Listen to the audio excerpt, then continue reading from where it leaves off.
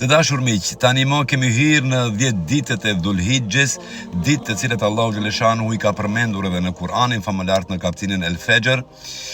në të cilën thot pasha agimin, pasha edhe 10 netët apo 10 ditët, pasha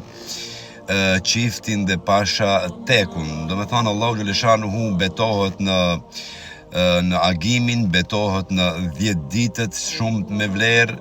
të cilat po i përjetojmë këto ditë para Kurban Bayramit, edhe betohet në pasha çiftin dhe pasha tekun. Do me thonë pasha tekun e ka qëllimin që për ditën e 9 të Dhulhijhes apo ditën e Arafatit, ndërsa për çiftin e ka fjalën për ditën e Bayramit, e cila është ditë e Kurban Bayramit, ditë e 10. Pejgamberi alayhis salatu vesselam, dashur miq, ka thënë, sepse shumë ka të interesuar se çfarë të bëjnë në këtë ditë. Muhamedi alayhis salam ka thënë që veprat nuk marrin vlerë më të madhe se sa në këtë ditë Dhulhijhes, në këto 10 ditë. E kam pyetur, ja Resulullah, as edhe xhihadi, as edhe lufta në rrugën e Allahu xhaleshanu? Ka thënë, as edhe në lufta në rrugën e Allahu xhaleshanu, përpos nëse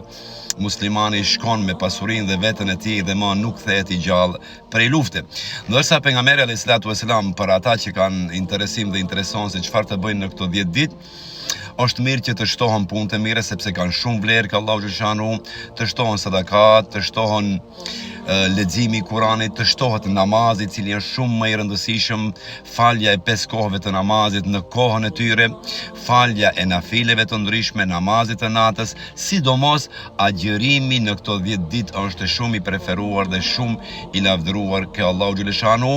aq më tepër agjërimi i ditës së Arifes ose agjërimi i ditës së Arafatit, e cila ditë është dita e 9 e Dhulhijhes, për të cilën pejgamberi alayhis salatu vesselam ka thënë, shpresoj se me agjërimin e kësaj dite, ditës së Arafatit, Allahu të mi ketë falur mua dhe atyre që agjërojnë gjinahet e kaluara, të vitit të kaluar edhe vitit që vjen pas. Lut Allahun xhaleshanuhu që të shfrytëzojmë maksimum këtë ditë të Dhulhijhes, aq më tepër ditën e Arafatit dhe kurbanët të i therim, dhe Allahu xhaleshanuhu të na i pranoj agjërimin ton, veprat të mira, edhe kurbanin e ditës së Kurban Bayramit. Wassalamu alaikum.